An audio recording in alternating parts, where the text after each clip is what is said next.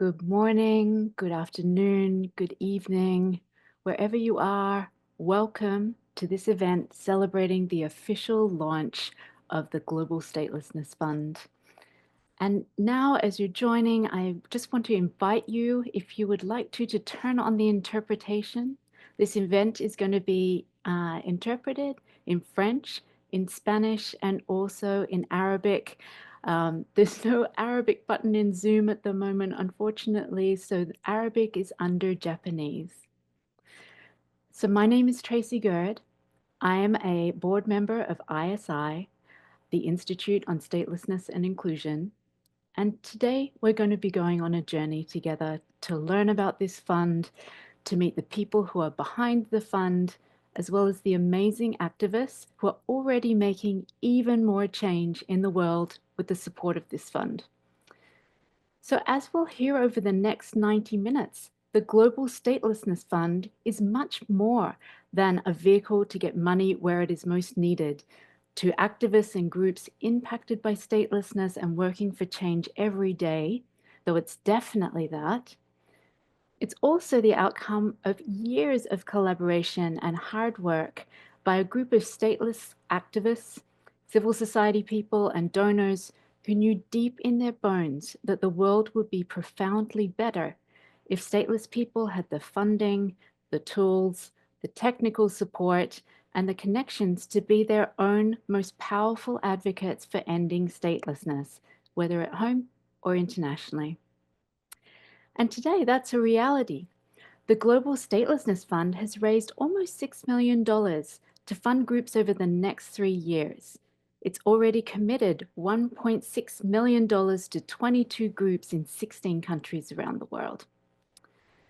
And at a time when we're seeing rights being rolled back around the world, discrimination on the rise, citizenship being weaponized increasingly, this fund couldn't be more timely or more important. So today we're in for a treat. We'll hear from activists about how the fund is impacting the work that they're doing and expanding the possibilities of what they are able to achieve. We'll hear from the donors who'll be telling us why they thought investing in this work at this time is of critical importance. And we'll hear from the committed group of individuals who have been devoting themselves over the last few years to make this fund a reality. Now, I know you're going to have questions and curiosities about the fund, and I know you're going to want to be involved with this fund as you hear more.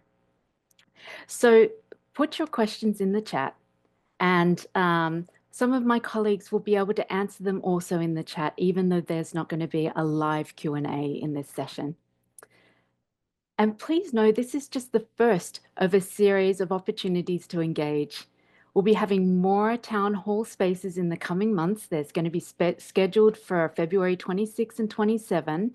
So these are going to be more interactive with you, and more information about them will be coming later on in this session. But for now, I'd love you to sit back, grab your coffee, relax, and get ready to celebrate with us as we start on this journey together.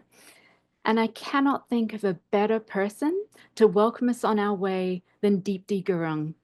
So Deepti is the executive director and co-founder of the Citizenship Affected Peoples Network in Nepal. Now, Deepti is an extraordinary activist, and her work has been acknowledged with numerous awards, including the Women's Refugees Commission Voices of Courage Award and the UNHCR's Nansen Award. So Deepti, welcome. Good to see you. Please take us away. Namaste, everybody. I'm Deepti Gurung. It's a little cold here, so please excuse my voice if it falters a bit. Dear friends from Global Village, warm greetings and namaste to you all. Today we come together to celebrate a remarkable milestone, the birth of the Global Fund for Statelessness. This initiative is more than financial mechanism. It is a lifeline for countless individuals who have been denied their most basic rights and a testament to collective commitment of all those who refuse to let statelessness remain invisible. Reflecting to my own journey, I am reminded of a time when statelessness was neither seen nor spoken about. It was dismissed, pushed aside in human rights discussions, and absent from global priorities. While other issues gained attention and resources, statelessness lingered in the shadows, undermining the dignity of millions around the world. For me, the fight against statelessness is deeply personal. A mother and a wife, my family endured the agony of being denied citizenship. My daughters and husband was directly affected, and our struggle to obtain justice was grueling, emotionally draining, and at times isolating. I longed for a sanctuary, a place to share my burdens and find hope. But back then, no such place existed. When Nepal was drafting its constitution, I felt compelled to act. Leaving behind a stable job, I joined the movement for gender equal citizenship laws through my Facebook page called Citizenship in the Name of Mother as a starting point. We joined forces with organizations like FWLD and was able to carry out peaceful yet creative campaigns. However, I quickly realized how difficult it was to sustain a campaign without adequate resources. Many who shared my passion couldn't participate fully as they were burdened by daily struggle to survive. Our campaigns relied heavily on the goodwill of a few allies and small contributions. While we achieved incremental progress, compromises had to be made. Eventually, my family obtained citizenship through court ruling. But before we could celebrate, I saw the faces of others still trapped in similar circumstances. Some looking to us with hope, others with despair, and many with unanswered questions about their futures. That moment crystallized a painful truth. Our journey was not over. The threat of statelessness still loomed, not only for my family, but for millions around the world. It is a crisis that affects generations, eroding opportunities and creating a cycle of exclusion and despair. In our fight for justice, funding has always been a formidable challenge. Statelessness remains one of the most underfunded issues in the human rights space, receiving just a fraction of global resources. For small organizations like mine, the Citizenship Affected Peoples Network, this funding gap is a daily struggle. CAPN was registered officially in 2021 to advocate for gender equal citizenship laws and provide support to affected individuals. Since then, we have worked tirelessly to secure resources, but the hurdles have been immense. The application protocols for funding are often overcomplex, demanding significant time, human resources, and expertise, resources that small organizations do not simply have. This reality has forced us into difficult decisions. At times, we are tempted to align with donor priorities, even when they did not align with our mission. Suggestions to integrate unrelated issues like maternal health or broader women's rights were frequent, and while these are vital causes, they would have diluted our focus. After much deliberation, we made a conscious choice to stay true to our mission, even at the cost of financial hardship. We refused to compromise on our commitment to achieving gender equal citizenship laws. But these decisions came with sacrifices, including the risk of stagnation and the constant pressure of survival. When I first heard of the idea of Global Fund for Statelessness, it seemed too ambitious, especially in today's shrinking donor landscape. But the news that this fund was becoming a reality filled us with relief and renewed hope. For organizations like ours, this fund is transformative. It allows us to focus on meaningful work without diverting our energy to complex funding protocols or excessive reporting requirements. It ensures that our mission remains intact and our resources are directed where they are needed most, towards the people we serve. The fund represents more than financial support. It represents recognition of the unique challenges faced by stateless individuals and the organizations that support them. It acknowledges that statelessness is not merely a legal anomaly, but a profound humanitarian crisis. As we celebrate this incredible milestone today, I urge us to recognize the road ahead. Establishing the fund is just the beginning. Its success depends on our collective effort to ensure its sustainability and impact. We must work together, government, donors, civil society, and affected communities, to elevate statelessness as a global priority. Let us commit to using this fund not only as a financial resource, but as a tool for transformation. Let it enable grassroots organizations to thrive, amplify the voices of those who have been silenced, the drive systematic change and drive systematic change toward a world where no one is invisible. Thank you for standing with us in this fight for justice. Together, we can dismantle the barriers of statelessness and build a future where every individual has the right to belong. I hope everybody will be able to share their views on this matter too. Thank you very much. Thank you so much, Deepti, including for sharing your own story and your own work. And I think what you've really said is really highlighted the funding gap for statelessness and how underfunded the field is and how challenging it's been for groups like yours to access the funds that have been available in the past, which really speaks to why this fund is so important for groups such as yours. And so now we're going to turn and try and find out a little bit more about the fund itself. So to do that, I'm going to be inviting Catherine Harrington to join us. So Catherine is the campaign manager of the Global Campaign for Equality National Rights, which is housed in the Women's Refugee Commission. So Catherine, welcome. It's so good to see you. So, Catherine, you've been a crucial part of this effort to set up the fund right from the very start. And now you're a member of the steering group for the Global Statelessness Fund. So, can you help us understand the vision for the fund and also just give us a sense of what the journey's been like to take this fund from just an idea into the reality it is today? Thank you, Tracy. And it's a tough act to follow, my dear colleague Deepti Gurung, but I will try to do my best. Good day, colleagues. It's such a pleasure and a privilege to be with you here today to introduce and launch the Global Statelessness Fund. As Tracy said, I'll look forward to sharing a bit with you during my presentation about the vision, the need for the fund, and its journey from model to practice. So a big focus of the fund is to support, of course, impacted person-led groups. So I'm going to use that term a lot in my presentation. So first, I want to clarify what I mean when I say that. When I say impacted person, I'm referring to either stateless persons or people from stateless communities or those who are impacted by discriminatory nationality laws. So the fund started off just as an idea when a small group of people who have been working in the statelessness and nationality rights sectors, impacted activists, those working with NGOs and donors, came together to try to help transform some factors that we believe are one, inhibiting the goal of efforts to end statelessness and advance equal nationality rights, and two, are contrary to the human rights-based values and principles that we ascribe to.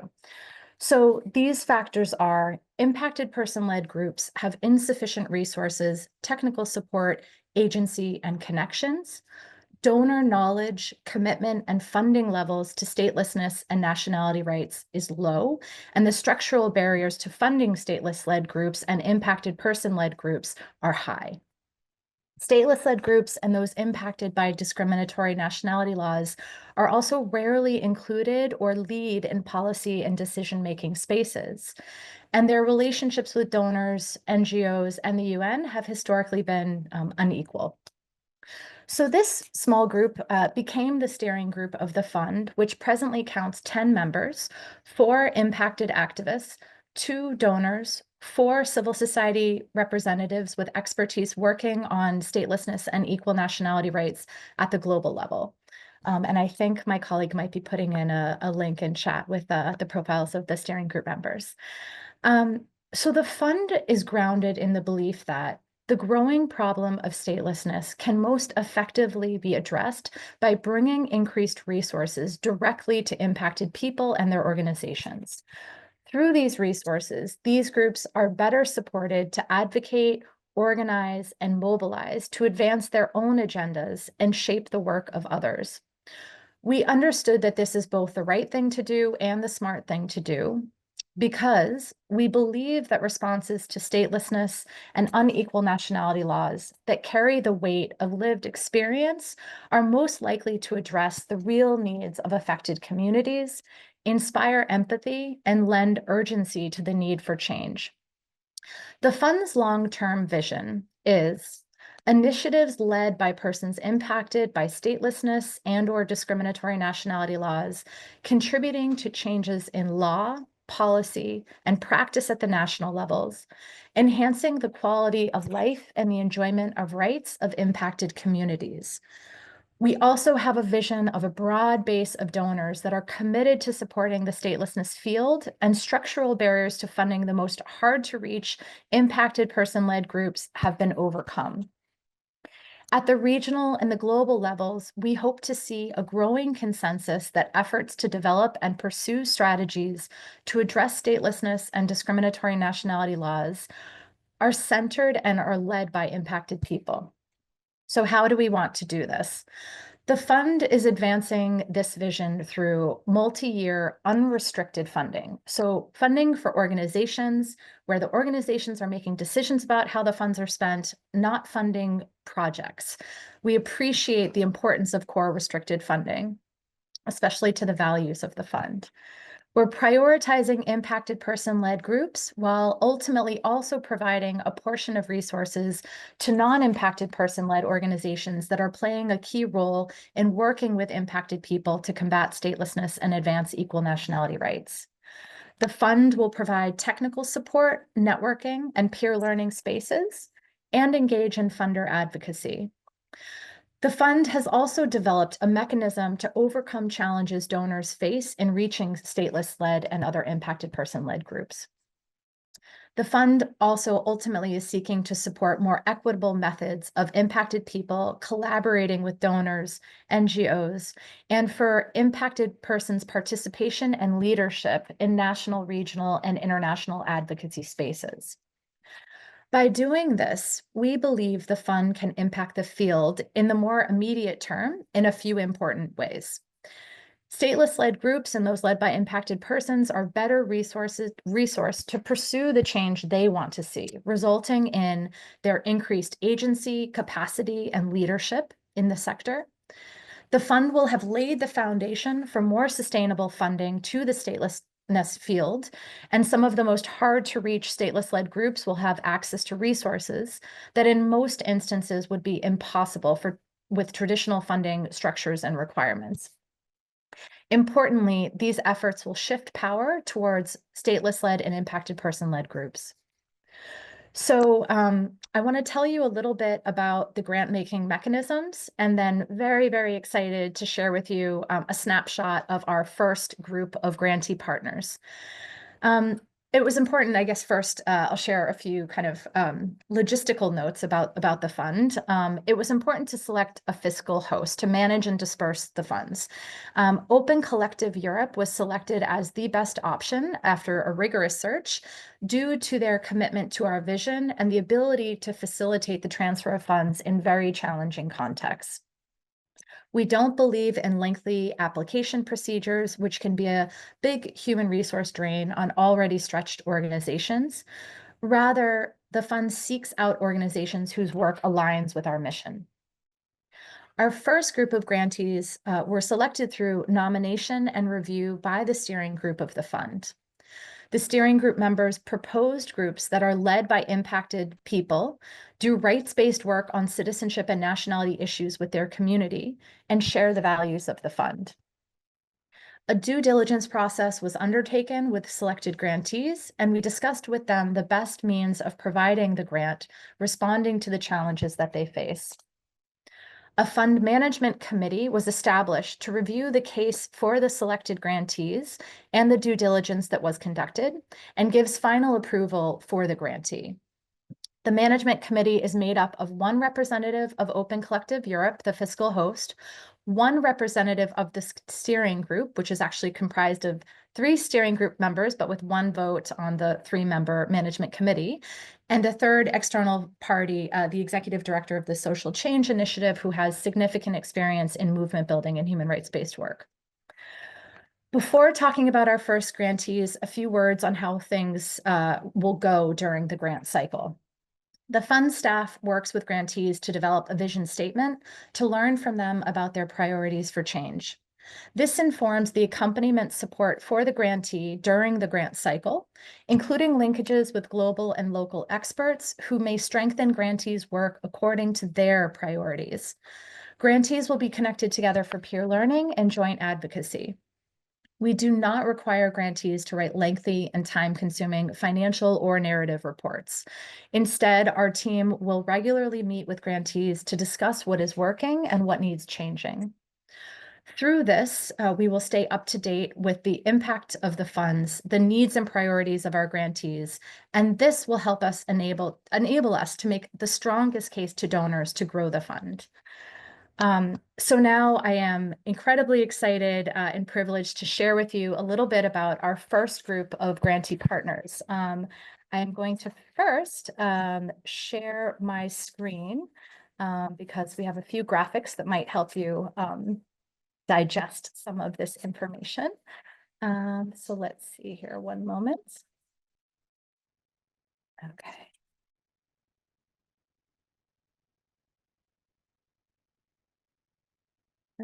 Okay. Hopefully everyone can see my slides now.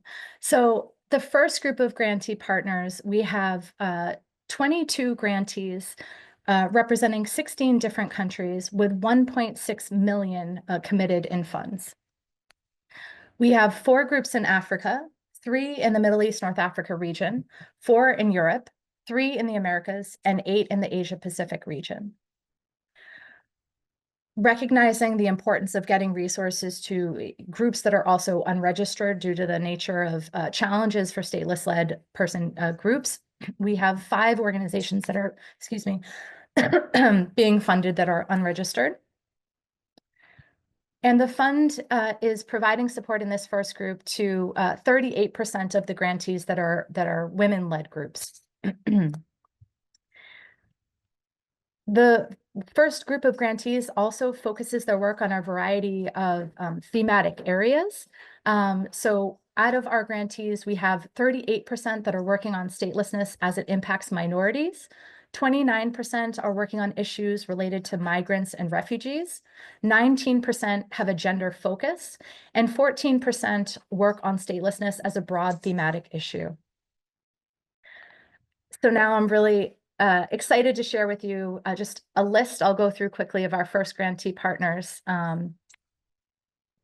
We have Citizenship Affected People's Network, Nepal, Citizenship Youth Struggle Committee, Nepal, Council of Minorities in Bangladesh, Dominicanos por Derecho in the Dominican Republic, Equality Bahamas, Family Frontiers in Malaysia, the Free Rohingya Coalition based out of Germany, Hakina Sharia, based out of Kenya, Iskul Sama Dulut Omadal, based in Malaysia, Nubian Rights Forum, based in Kenya, Umal Maktoud Aid in Lebanon, Pemba Community Forum, Kenya, Rohingya Human Rights Initiative, India, Rohingya Mayapur Collaborative Network, working at the regional level in Southeast Asia, Salam for Democracy and Human Rights, working at the MENA, Middle East, North Africa regional level, particularly in the Gulf, the Somali Association of South Africa, State Free, based in Germany and working globally, United Stateless, based in the United States. There are a few other organizations that preferred to be anonymous, in addition to those that were listed. So just before I close my comments, first I want to extend A big congratulations to those grantees, and really it's an honor to support the incredibly important work that you're doing. And we're really grateful to have you as part of this first group of grantee partners. And just a few words on looking forward and then turning it back to Tracy. Looking forward, the fund will continue to develop its participatory grant-making model. Peer reviewers from the first group of grantees will work alongside steering group members to adjust and develop the criteria for the fund, the process for selecting grantees, and help address any gaps. We want the fund to be shaped by those who know best, people who work on the ground with communities leading work addressing statelessness. For this end, we will continue to develop our participatory grant-making model. Throughout its funding, the fund will be working closely with grantees to learn about their issues, the issues their communities face, spotlight their work, and work collaboratively to achieve impact and change for communities impacted by statelessness and discriminatory nationality laws worldwide. So thanks for your attention, and I'm excited to turn it back to Tracy for our panel. Thank you so much, Catherine. That was very inspiring to hear about the vision for this fund, how participatory it is, and how much work has really gone in to thinking about how to be most responsive to the needs, particularly of impacted-led groups on the ground. So thank you so much for all that work, Catherine, to everyone who's invested in this.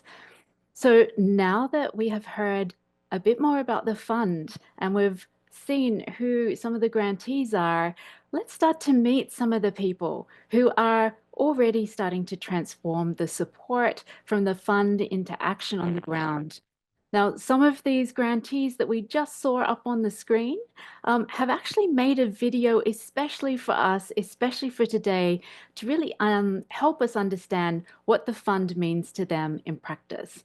So let's meet a couple of them now. Is Noor Aziza. I'm the director of Rohingya Maya Finer Collaborative Network, which is a refugee-led, Rohingya-led, women-led organization working on Rohingya issues and focusing on women and children. What changes are we currently working towards? We are currently looking at the issues of Rohingya displacements in the ASEAN region, which is Malaysia, Thailand, Indonesia, because often this becomes a blind spot and we forget about Rohingya that are displaced in the region. And each one of us in our team were also displaced in these countries. And we had very little opportunities for us to have access to education, medical health care, and so on. So what we do is we visit our community in the region and look for change to improve the lives of our people while they are in exile.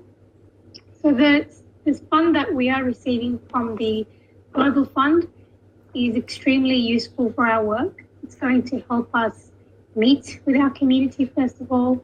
It's going to help us organize logistics, organize mentorship for young Rohingya girls to do work for the community, organize cultural nights where we preserve our language, our culture, our clothing, and who we are as a people, and much more.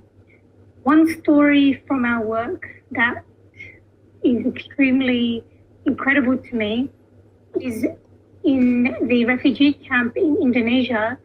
We've set up schools for the young children and the women. There is very limited access for education in the camp in Indonesia. So the young children are learning the absolute basics, the numbers, ABC. And so are our women. Our women are also learning the basics as well. So this has been quite an incredible journey to see of the work we've been doing as Rohingya women. Hello, my name is Elis Berisha. I'm Executive Director of Roma Youth Organization Walk With Us Pirnamense. We are working towards a society where everyone, regardless of their background, has the legal recognition and the rights they deserve. By addressing the challenges faced by a stateless person and those who are at risk of statelessness, we aim to secure their access to basic human rights such as education, healthcare, and employment. This includes advocating for policy reforms, providing legal assistance, and building bridges between marginalized communities and the state institutions. Our goal is a Montenegro where no one is left invisible or forgotten. The support from the Global Statelessness Fund is transformative. It enables us to provide legal assistance, raise awareness, and advocate for systemic changes to improve the lives of statelessness individuals. This funding not only strengthens our capacity to address immediate challenges, but also empowers us to foster long-term solutions. With this support, we can ensure that those who are statelessness or a stateless person or they are at risk to be stateless have a fair chance to claim the rights and build a dignified future. One story that deeply resonates with our mission is that of a Roma woman named Drita.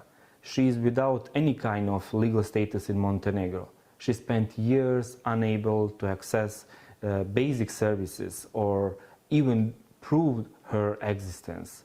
She doesn't know where she is born and how old she is. She has no contact with her family at all. She is married with her husband named Idris, and she is a mother of 4 children. All of them, they are with no legal status or nationality in Montenegro. With no documentation, they don't have opportunity to go to school or to have a job.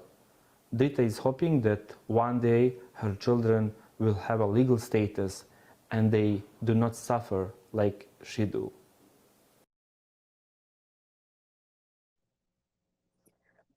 Thank you so much to the grantees for sending in those videos. It's really powerful to start to hear the very impactful work that's really starting to expand as a result of this fund, in this case in the Roma community and Rohingya community. Now, this fund wouldn't exist without the support of some really far-sighted funders who had the vision to invest in this idea. Nor would it exist without a fiscal host that was dedicated to getting money to groups that otherwise are difficult for donors or would be difficult for donors to reach, and in a way that is easy, supportive, and meaningful for those groups.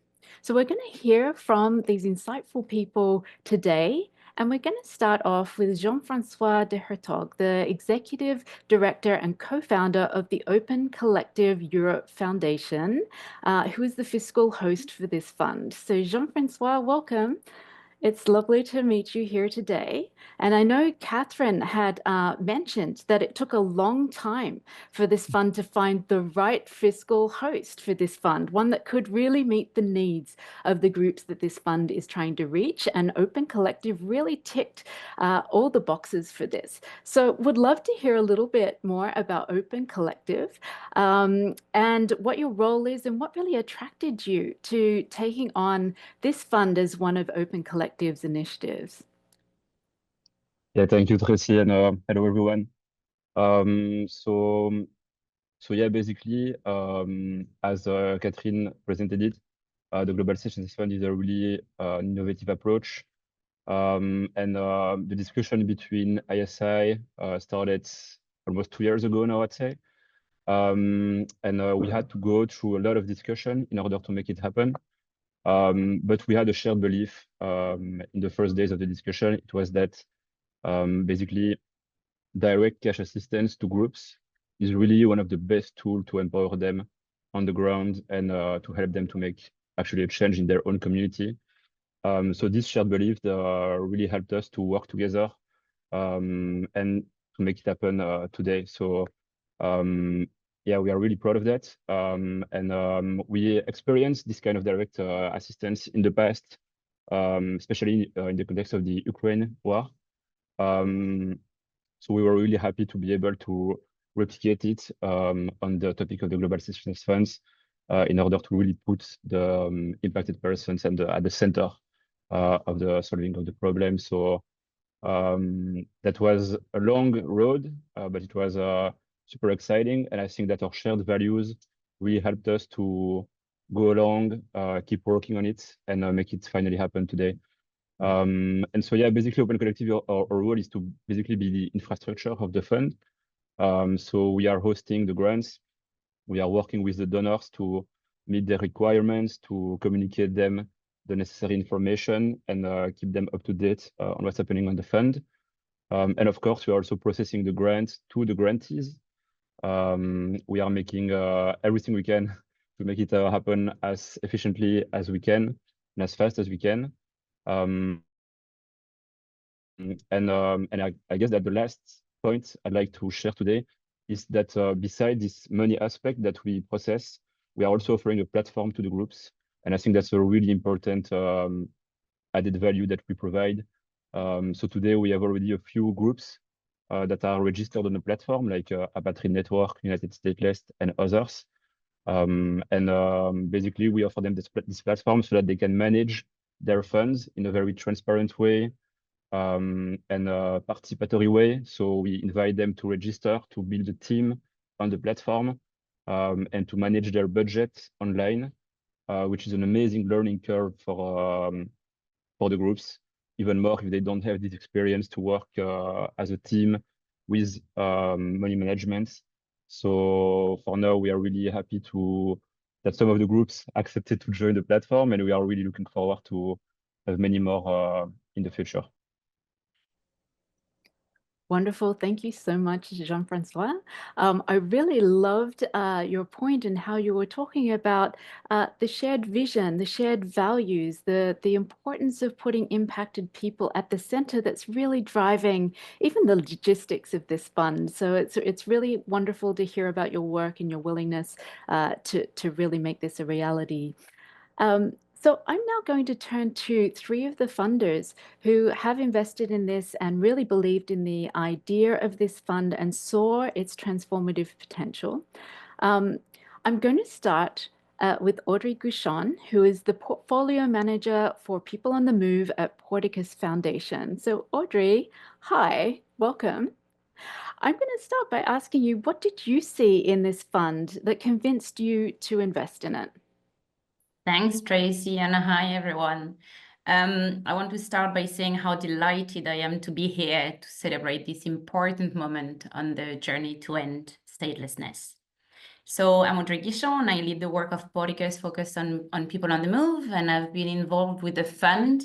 More recently, it's a steering group for about a year on what has been really a really meaningful, value-strong, and purpose-driven collaboration, as we've heard already a few times. Statelessness was not initially included in our strategy, which again, as we've heard, is not something unusual, unfortunately, in the funding world. However, once we launched the strategy, a number of our grantee partners, especially in Malaysia, made it clear that promoting the dignity and rights of migrants required us to be also inclusive of statelessness-related discrimination.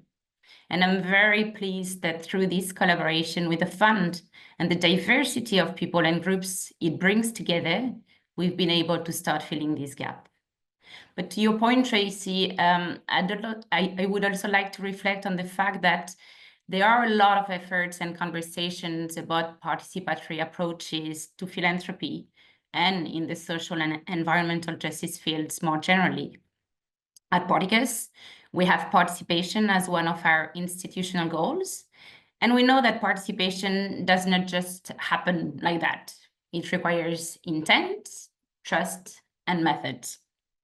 I've been deeply inspired by what I've seen at the fund and how it's managed to bring a mixed group of people to govern it. And through this group and others allies around it, to build a truly participatory approach aimed at providing financial, but also other type of support to those who struggle most to access it. And those are groups impacted by statelessness. So today is a celebration, I hope. The fund is hard at work, and I hope it will continue to be hard at work, but it's also young and it can grow.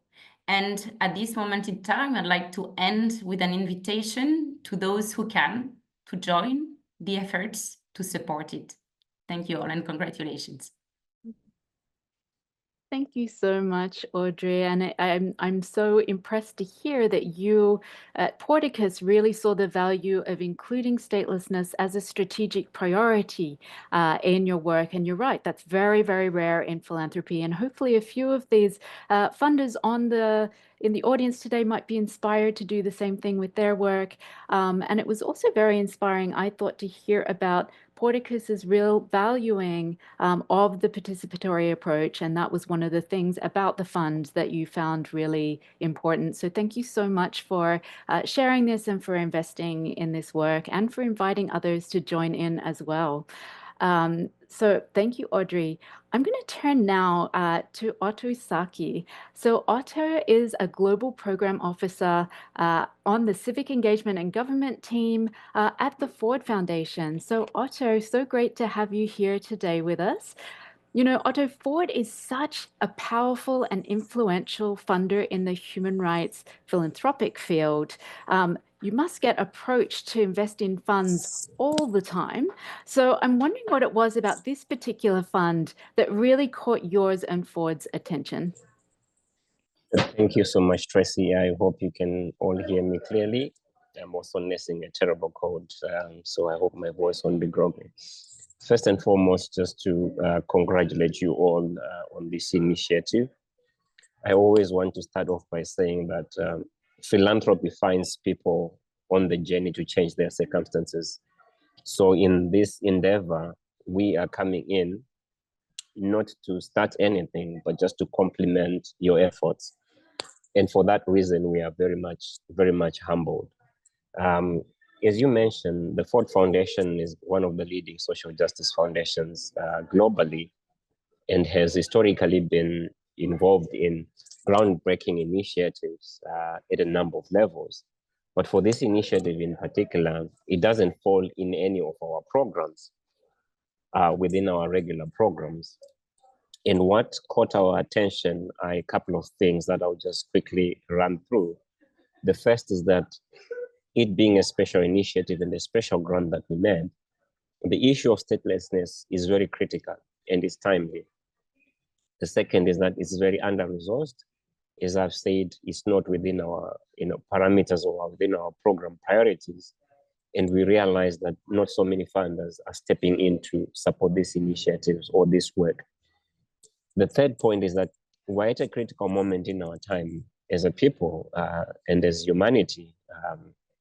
You have seen the number of conflicts that are raging all over the world. You've seen the threats that climate change is bringing to contribute or to increase even the number of people who are stateless.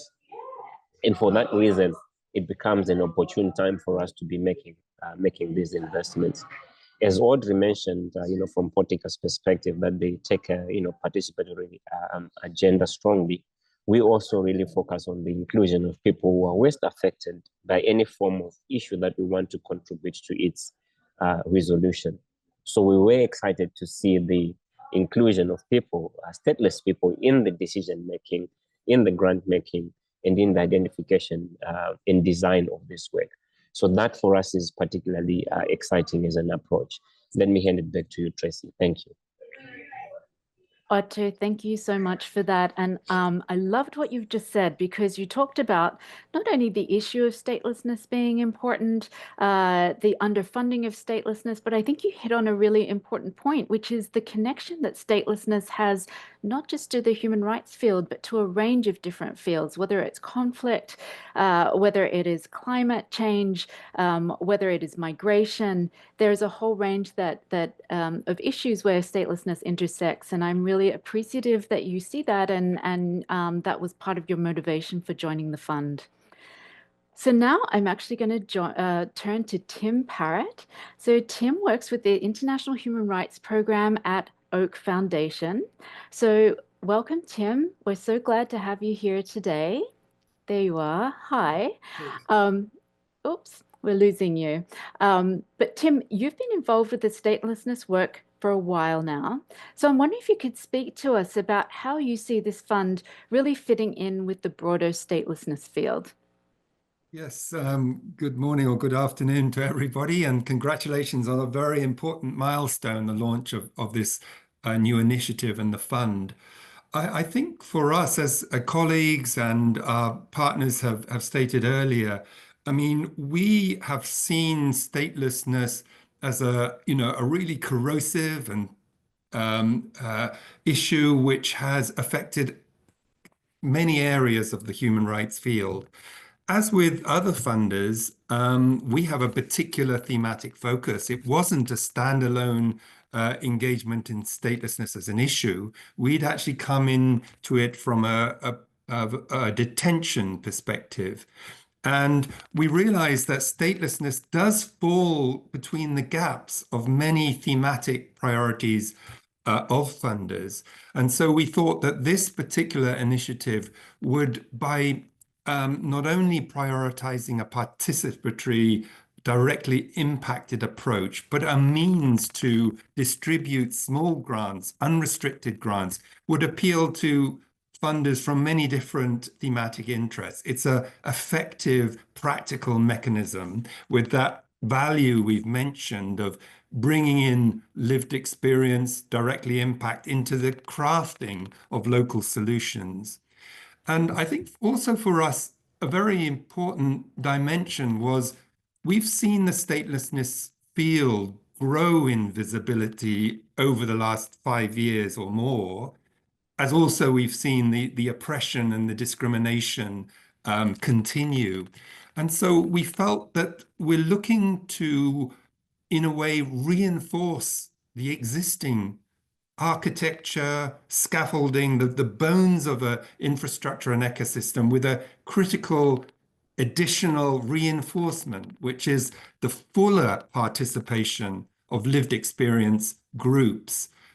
Groups that we find very difficult to fund, both the distribution of small grants to hard to reach places, to groups or individuals who are not registered, don't have organizational bank accounts. These are practical difficulties, and this initiative really seeks to grapple with those, and OCE and others, as you say, imbued with this common value of participation. So I'll stop there.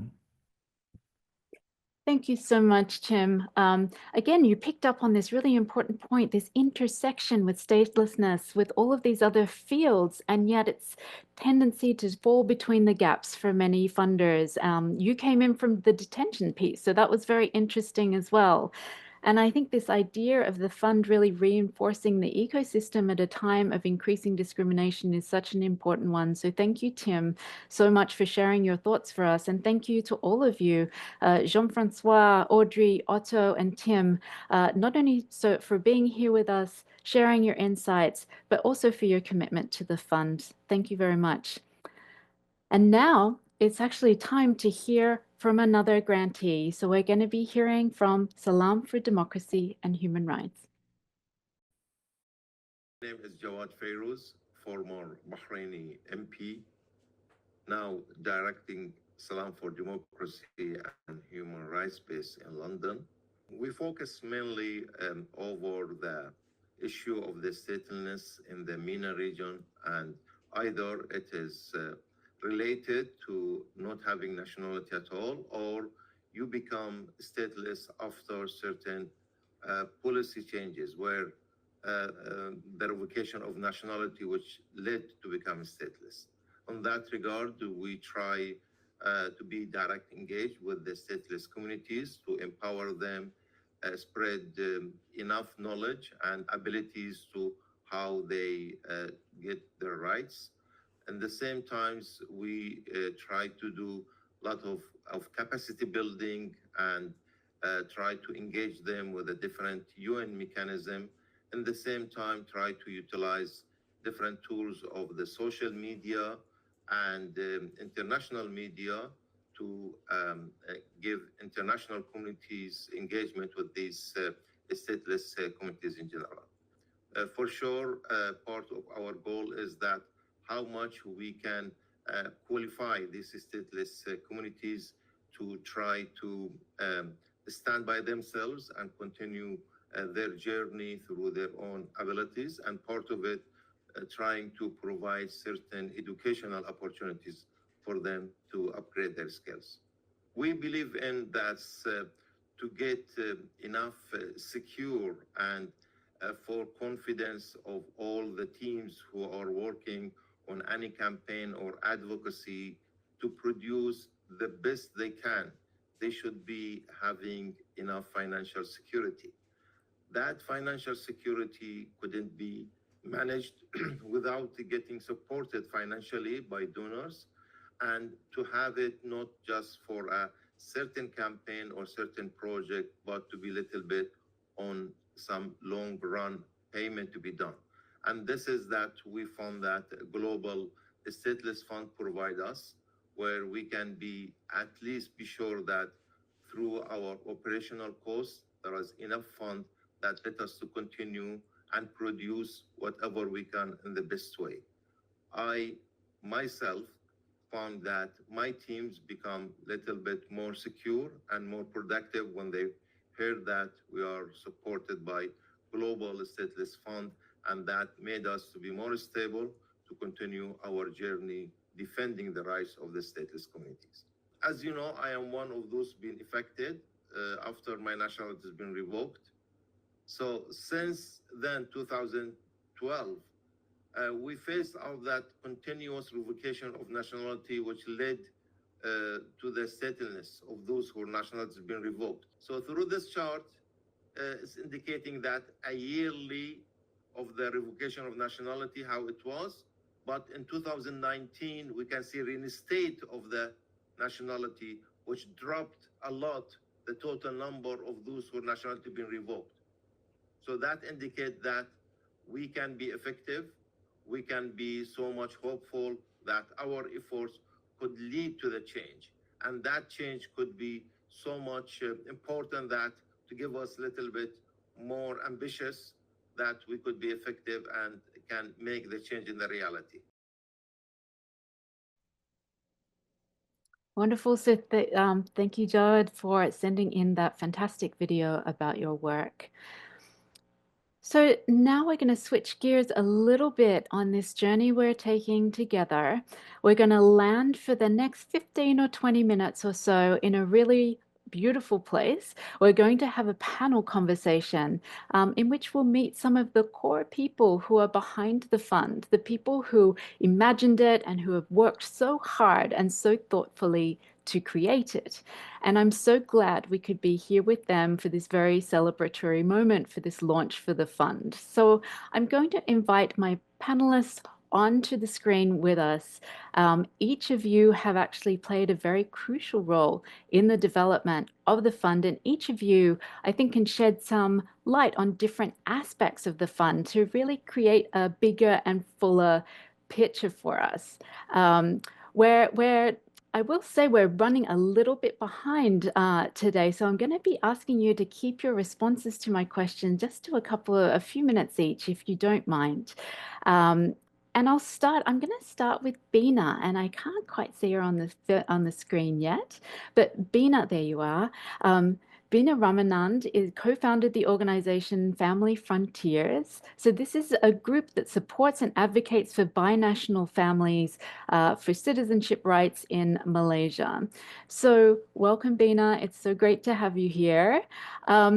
So Bina, you and I are going to do some time traveling for a minute. So we're going to go back in time and really to help us understand some of the thinking that underpins this fund. So we're going to head back to 2020 when COVID first hit. And at that time, it really exposed like the inequalities caused by statelessness and the really urgent need for special funding to address them. And so ISI, Institute for Statelessness and Inclusion, this wonderful group, really thought that it was important to set up an emergency fund, which ended up being a very successful initiative. And so you were one of the recipients of this COVID fund. And I'm wondering what your experience was like as a grantee of this fund, and also how that experience impacted your thinking as you worked to design the Global Statelessness Fund. Thank you so much, Tracy, for that. And the journey of Family Frontiers began in 2020 in the midst of the pandemic with just two of us working in the organization and scarce funding, we didn't meet the usual criteria. No multiple funders. We had no 2 years audited financials.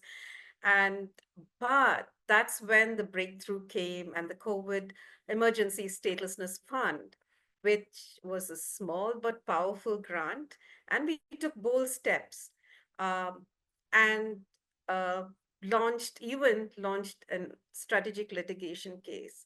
And this paved the way for Malaysian women to secure citizenship for their overseas born children. And ultimately, it's led also to a historic constitutional amendment in Malaysia. Without the CSF's early support, family frontiers might not have survived. And it wasn't just about funding. The CSF accompaniment made the difference. And instead of overwhelming reporting requirements, we had gentle, uplifting check ins. Have you heard of that? We were just recipients. We were not just recipients, we were partners. 18 organizations across 17 countries, many grassroots organizations, many new to advocacy in crisis. We learned from each other. Kaplan inspired us, and we shamelessly copied some of their advocacy strategies. Through peer exchange, capacity building, and expert coaching, we strengthen our skills from media engagement to UN treaty bodies and research methodologies. We face severe and to give you an example of the accompaniment of the support we got when we faced severe online harassment, ISI stepped in immediately, guiding us through a step-by-step crisis management plan.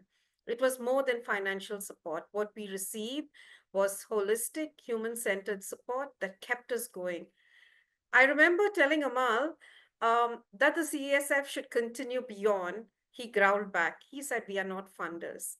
So imagine my joy when the Statelessness Fund emerged. Joining its board felt like a full circle moment, a way to give back to a system that just gave us so much. Today, almost 3 years since that first meeting on March 29th in 2022, I'm honored to be here at this launch of the Statelessness Fund. The fund is more than resources to us, organizations like us. It's a lifeline, a mentor, a community for those fighting for a world where no one is left behind. Thank you. Bina, thank you so much, and huge congratulations to you for the constitutional amendment. That is a massive achievement, so congratulations on that. I love so much of what you said about that, especially how you put it, the gentle uplifting check-ins that you had with, as with your donor, with ISI. That sounds wonderful, and it sounds like the accompaniment piece was really an important piece for you, and that really influenced your thinking for this fund as well. So thank you so much for sharing that. And speaking of ISI and the person with whom you had the gentle uplifting check-ins, we're going to invite now you, Amal de Shakira. So Amal is a Sri Lankan human rights lawyer, advocate, and activist. He's a co-founder and one of the co-directors of the Institute on Statelessness and Inclusion, and he's a very dear friend of mine. And so, Amal, we've known each other for a very long time, and what's always struck me about you is your ability to really see the big picture and how things fit together. And a lot of people on the call today, I think, would have heard about the global movement against statelessness, even though we haven't talked much about it today during today's session. And they may be wondering if the fund is connected to the movement in any way. So I'm wondering, can you fill us in and just help to connect the dots about the relationship between the movement and the fund? Thank you so much, Tracy. It's such a pleasure to be here in this virtual space. And we've spoken a lot about solidarity today, and in solidarity with Otto, I too am recovering from a bug, so excuse any croakiness in my voice. Yeah, I've been really privileged to be involved in both the movement and the fund from the very outset. In my eye, these two are their sister initiatives. In fact, I would even go further and call them conjoined twins. And I think together they really do hold the potential to transform not just the statelessness field, but also how we conceive of, organize, resource, and pursue change on a range of human rights and social injustice issues. But if I was to kind of draw attention back to statelessness to begin with, now statelessness, the existence of statelessness itself is a symptom of the fissures of injustice, inequality, marginalization that pervade all of our societies. Now, inevitably, what this means is that these same challenges have also played out in how we have tried to address statelessness collectively. Our poorly resourced statelessness sector, we've had to contend with these challenges internally, even as we've been battling against the odds to challenge them in the world. So how do you build an inclusive movement when the most important members of that movement are structurally excluded? Or how do you center stateless people when they are denied the resources to engage on equal terms? Or how do you build solidarity when we often find ourselves pitted against each other to compete for what limited funding or attention there is? I mean, all of these how questions, and I think that the fund and the movement are a part of the answer when we try to kind of respond to them. In terms of the movement, it aims to disrupt and transform the way the field is functioning, to dismantle unjust social power structures, and to shift power to the people directly affected by the issue. The movement really works hard to give foremost place to stateless people, recognizing their abilities as advocates and as dynamic agents of change. In my mind, there hasn't been a previous attempt of this scale to bring the global statelessness community closer together, to promote the centering of stateless people, to create the political space for stateless leaders to represent themselves internationally, and to conceive ambitious global collaborations rooted in local community expertise. And we believe within the movement that this transformation will ultimately contribute to long-term sustainable change. Now, if the movement is trying to create and preserve this space, what the fund is trying to do is to facilitate both the resourcing and the complement support to enable stateless people to occupy this space, but to occupy it on their own terms, to be able to set their own agendas, to do the things they would want to, not because they are following the directions of a donor or a UN agency or an influential NGO. And this is a very simple idea, but it's also a tremendously powerful one. And it's one that I think we're 10, 20, 30 years behind in kind of coming to terms with. The movement itself, if we talk about the relationship with the fund, is not directly funded by the fund. However, several of the fund's donors have recognized that these two initiatives have a strong symbiotic relationship, and so they support both initiatives. Many movement members, though, are supported by the fund, and the movement will also play an important role in the accompaniment. This is an obvious fit for the movement, given both the fund and the movement are committed to driving greater connections, peer learning, and capacity development. Maybe I should pause my comments there in the interest of time. Amal, that was a fantastic description of how these co-joined twins, as you put it, exist together, and how they have this symbiotic relationship where the fund supports some of the members. So thank you so much for clarifying that. That's really fantastic. I'm going to move over now to Yasser Musa, who is a project manager at the Nubian Rights Forum, which is a grassroots legal empowerment organization in Kenya, where he leads the citizenship and land program. So Yasser, hi, it's so nice to see you again. Welcome. Thank Hi. you. Nice to see you again and Happy New Year. Happy New Year, absolutely. So Yasser, you've been with the creation of this fund right from the very beginning too, and you know a lot of stateless-led groups within the movement. And so you know that many of them are normally difficult for funders to reach. They might not be registered, they may not have international connections, they might be small, they might be informal, but nonetheless, they're doing very critical work within their communities. I'm wondering if you can kind of speak to us from you knowing these groups. Why is it important to reach these groups and provide them with unrestricted funding? Thank you so much for Tracy for the question.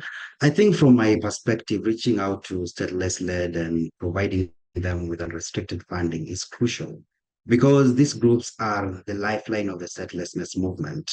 They are the ones directly experiencing the challenges of statelessness, and they work tirelessly, often with limited or no resources to address these challenges within their communities.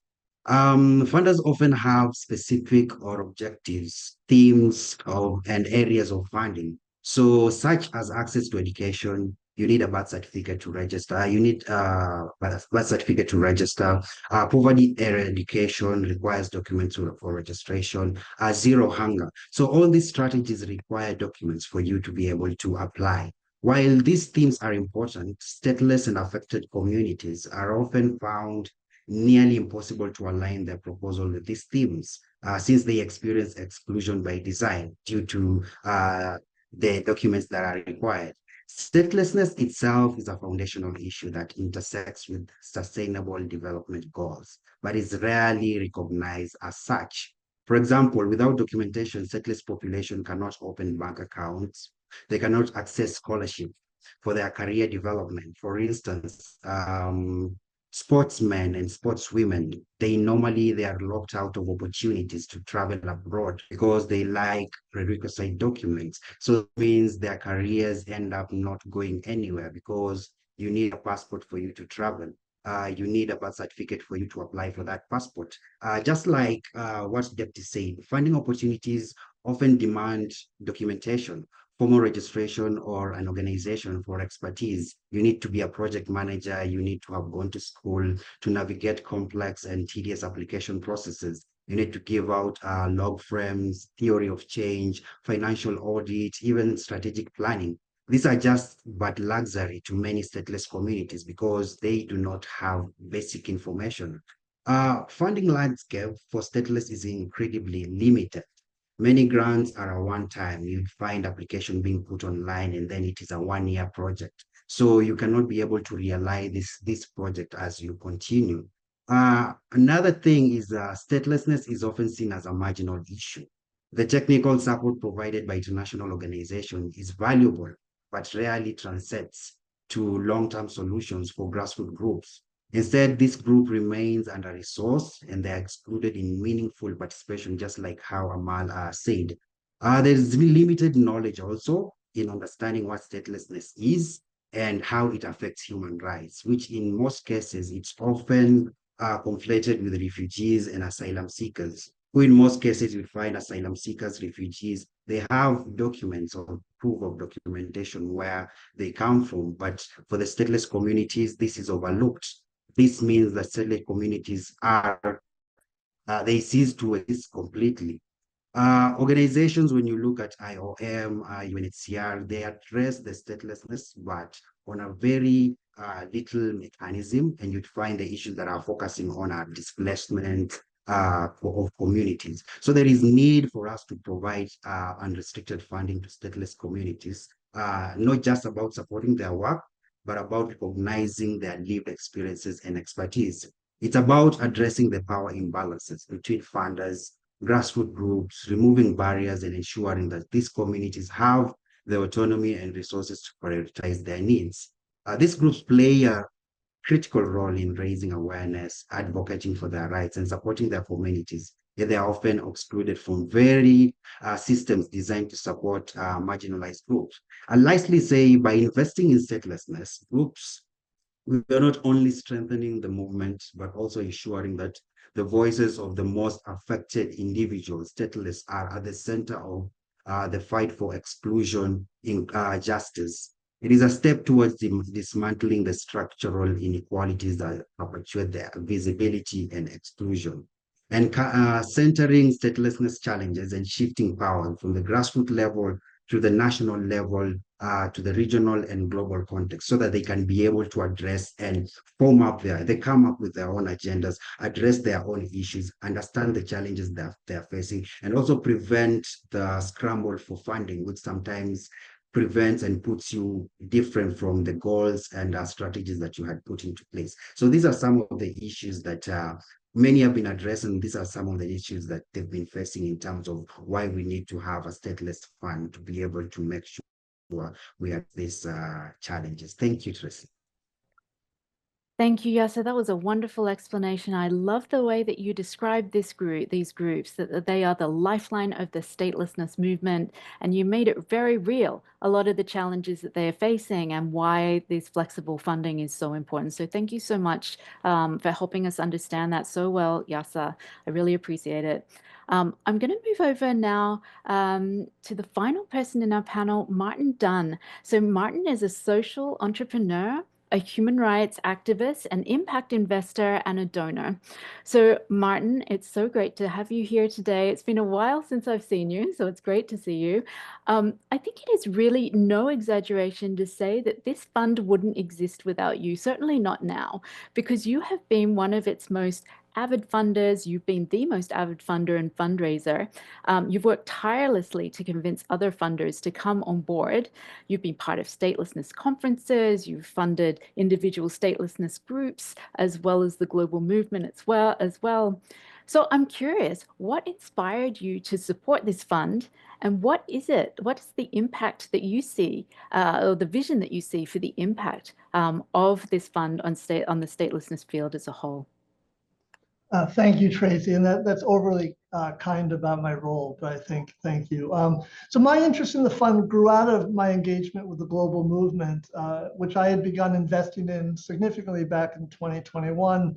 And I was invited to join that working group that you heard Catherine mention, that the movement organized on donor engagement and resources, which Tracy, you were also part of. And that group was looking at how to get funders to support work on statelessness, and in particular stateless-led organizations. And you've heard all the profiles: smaller, newer, less likely to be registered, under-resourced, and most importantly, almost never in the room with donors. And so what was collectively identified was the need, and a lot of people are saying, do we need to create something new? And we did need to create something new, because it was unrealistic in most cases that donors could directly or would directly support these organizations. And Tim talked earlier about why it would be so challenging for donors to do that. I already knew from my work on statelessness that depriving citizenship or nationality is often the gateway to a host of other violations of rights, and that stateless communities being among the most marginalized in the world. And also that by addressing statelessness, I think Yasa did a good job of explaining that, addressing statelessness, you address many other issues. But by that time, I had also started to see how relatively small investments in organizations led by impacted persons were having really significant successes, including Bina's group in Malaysia and Yasa's group in Kenya, but also United Stateless here in the US, and Deepti's group in Nepal, and others. And in all my interactions with these and other groups, I always came away so deeply impressed, recognizing the capacity and leadership that they had. And so shifting power and agency to impacted persons was not just the right and moral thing to do. It turns out it was the most effective approach as well. So with that combination of a clearly articulated need and significant opportunity for impact and strong leadership and capacity, when the fund concept came out, it was a no-brainer for me to support it. And seeing how little, and I learned more about how little philanthropic resources were going to the issue. And so I thought that making a very significant commitment myself could jumpstart this and encourage others to join. In terms of vision, I'll just share how I think of it as a donor. My goal is, of course, to have greater impact, both with my giving and my time. But these are very challenging, long-standing issues, and there's no guarantee of success. And remember, you've heard some references to this, the past top-down, state-centric efforts around statelessness have accomplished very little. But by resourcing those who are closest to the issue and who bring the most expertise and urgency, I know that we can increase the odds of success, and we can build the foundations for future successes. So that's my hope and my vision. Thank you, Tracy, and everyone else. Thank you so much, Martin. I could speak to all of you for days, and thank you for sharing this. I'm debating. I will try this. We're going to have a very small pop quiz for each of you. So in one sentence or less, I'm going to ask each of you very quickly, what's the most important thing, the most groundbreaking thing that you see about this fund? So I'm giving you one sentence, 30 seconds or less. Amal, I'm going to start with you. Go. I'm going to cheat and say two things. One is the Okay. accompaniment program, which I Mhm. think would play a really important role. But the second thing I think is more intangible, and it's a culture shift. It's about whose voices are valued more, and how perceptions kind of shift in terms of creating spaces which are truly inclusive and collaborative. Great, thank you. So accompaniment and culture shift. Thank you, Amal. Martin, you. I'm going to cheat too then and say two things. I think one is getting the money into the most difficult to reach groups in challenging situations, which you've heard some talk about. But I'd say the most important thing is that the donors have really deferred to the expertise of this group, and real trust has been built that's enabled us to be very nimble and dynamic and flexible. And we don't have time to go into the details, but we've been adjusting processes in real time when it's clear it would achieve better results than originally planned. I think we're really groundbreaking in how we're implementing this, not just the concept. Amazing. Thank you, Martin. Bina, do you have one word, one phrase about the most important thing for you about this fund? Oh, we may be missing Bina. I'm going to go to you, Yasa. Is there one phrase, one word that you would say about the most important thing? One thing that I can say is the prioritization of affected communities in the development of the fund, because it gives the affected communities a way and leeway for them to approach and look into their decision making, and also the challenges that they are affecting. Not only in most projects, it's only application you with the application form, and in most cases sometimes ideas disappear, or sometimes you might not be able to share based on the themes that are there. So centering this is one of the things that I really recommend, and I'm happy about it. Amazing. Thank you, Yasa. Bina, you're here with us. One phrase, one word for you. What is the most important thing? Unrestricted, multi-year, non-bureaucratic, light touch funding, light reporting requirements. That's about this fund. It puts power back into the hands of impacted people. Oh, I love, what a great way to end. It puts power back in the hands of impacted people. Wonderful. What you just described in the pop quiz, you all passed. That all was amazing. And I think like what you're describing is really what a lot of funders aspire to achieve. And this is what the fund is doing. So that's fantastic. We've got time now to hear from a couple more grantees before we hear from the manager of the fund. So let's go to the grantees now.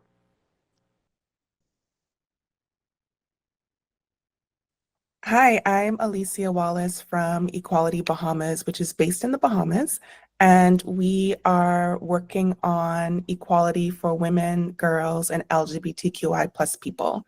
One of our primary areas of work right now is on gender equal nationality rights.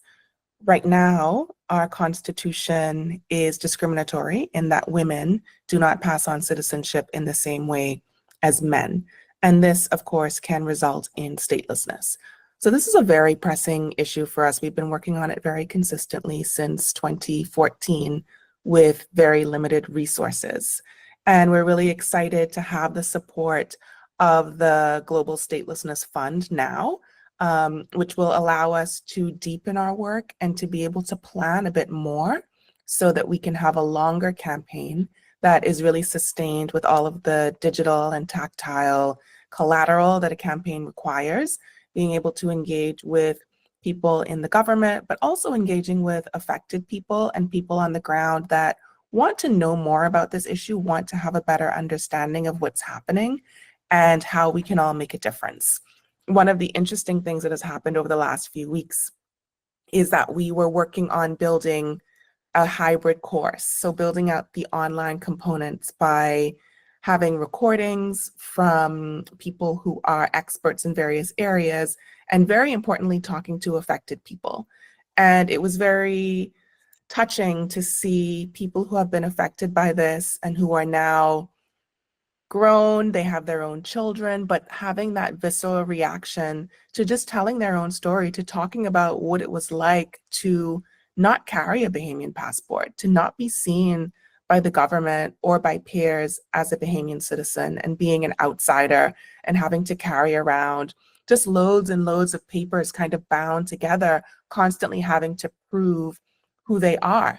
And people telling these stories from 20 years ago, in some cases 30, 40 years ago, still get kind of choked up because it's such a frustrating thing to experience. You go right back to childhood, right back to those teenage years of being a bit lost and really feeling like you're in exile or you're separate from everyone else.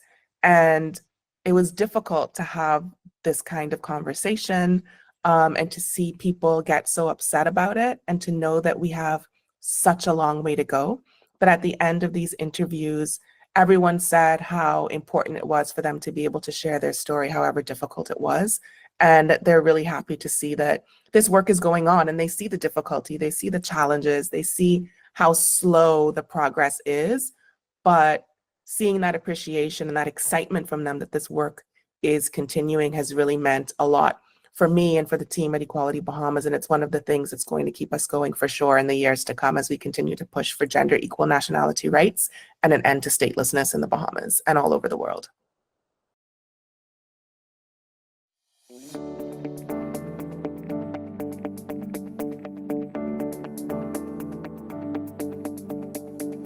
My name is Abdikadir Mohammed, and I'm the National Director of the Somali Association of South Africa. The Somali Association of South Africa is a non-profit organization. The Somali Association of South Africa wants to achieve societal change through its mission, which is people who are refugees, asylum seekers, migrants, or stateless are self-reliant and fully integrated into the South African society. The Global Statelessness Fund will help SASA achieve many goals. One of them to familiarize its team to understand international and national laws that affect stateless people, and understand how to identify pathways to attain citizenship for those stateless people.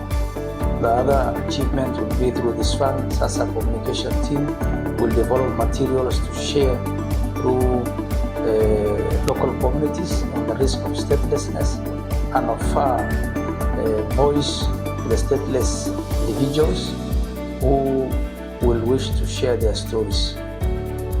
The other achievement through this fund will be the SASA team will share their knowledge and insights with other refugee-led organizations, its leaders and their leaders, through training them at identifying those who are stateless or who are,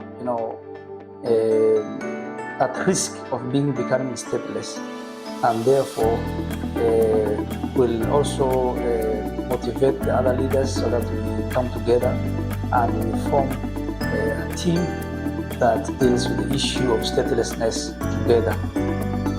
I would like to take this opportunity to thank the Global Statelessness Fund and all the donors and individuals behind the Global Statelessness Fund.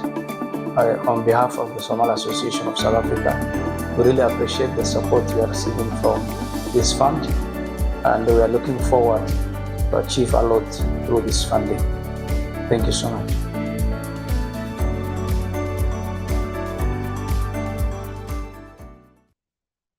Thank you so much to SASA and Equality Bahamas for those great videos to share with us today.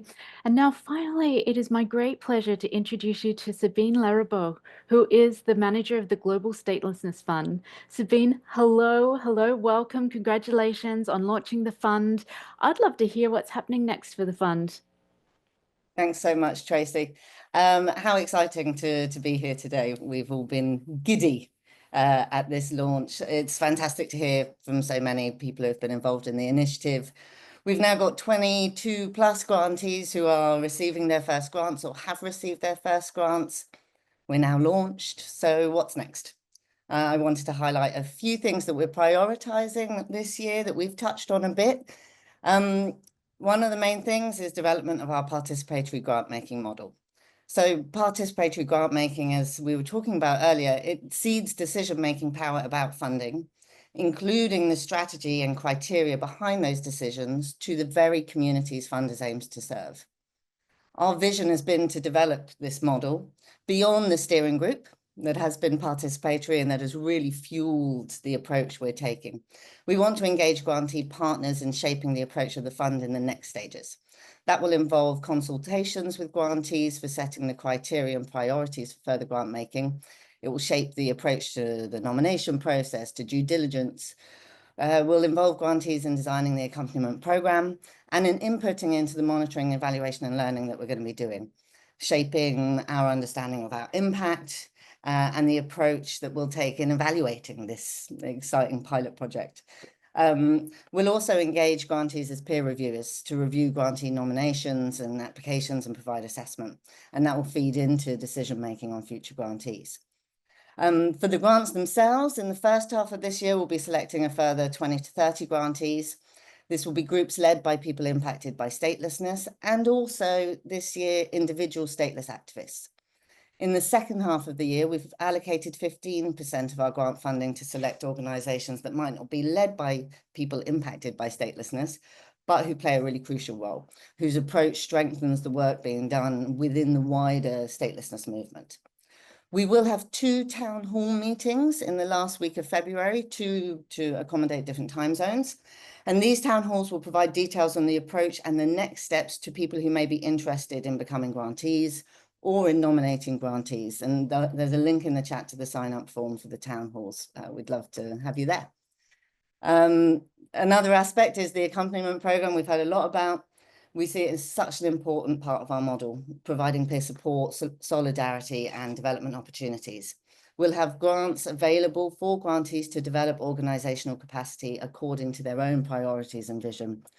We'll have workshops and trainings for grantee partners on common issues that groups face who work on statelessness, whether it's managing security risks or addressing wellbeing needs or navigating legal frameworks. We've got such an amazing range of grantees from across the globe who have different expertise and experience, and will also be facilitating peer learning spaces. And the accompaniment is also a really wonderful opportunity to collaborate with the global movement against statelessness, who can really bring their expertise and community-led initiative as such to the accompaniment. We're also prioritising, we'll be working a lot on fundraising and awareness raising. One of our goals is to work towards sustainable funding for the statelessness field, to ensure that impacted groups who work in complex contexts are resourced to carry out their activities and to effect change in laws, policies, practices that impact their communities. We know we need to raise awareness of statelessness among donors, that to truly address needs and further rights in any rights-related spaces, it requires donors to incorporate support for those working on statelessness. We want to address critical gaps in funding through the fund itself now and in the post-pilot future of the fund, but also through increasing opportunities for direct support for grantees. We know that we can demonstrate that this is a really exciting space for donors to truly have an impact with at-risk groups. This is just some of our next steps. There's lots to do, but we're really motivated by the change that we know is possible and the movement that is really so wonderful to be a part of. And I hope this launch has reflected at least a sense of that. We'd really love for you all to stay engaged, so please don't hesitate to reach out to us. You can find our contact details in the chat and on our website. And on that note, I'm going to hand over to Tracy to wrap up. Thank you all so much for being here. Sabine, thank you so much for all your hard work. This all sounds really exciting, what you've got planned. It's really great. So we've all reached the end of our journey together today, and what a journey it's been. We've traveled around the globe to see all the work that's already being done by the grantees of this fund. We've learned from the wisdom and the insight of those who had the vision to invest in this fund, and we've been so inspired. I certainly have, by the activists and the civil society people and the donors who've been doing all the hard work of transforming this brilliant idea into a reality. So the fund is really this significant step towards this goal of ending statelessness globally. Now, I want to thank all the speakers today for joining us and the grantees who sent in their video. Thank you for joining us today for this official launch of the fund, the people who interpreted. Thanks to Alif and Sabine for organizing this event. We're thrilled by the amount of interest in this fund, so please don't hesitate to reach out to Sabine and Alif. I know you want to get involved in this fund. They're really keen to hear from you, so their contact detail is in the chat. Also, please do sign up for the town halls. They're on the 26th and 27th of February. No matter what time zone you're in, they've thought of it, they've got you covered, so they'll be accessible to everybody. Again, the details are in the chat. And also, please don't forget to sign up on the mailing list for the Global Statelessness Fund too. The link is also in the list.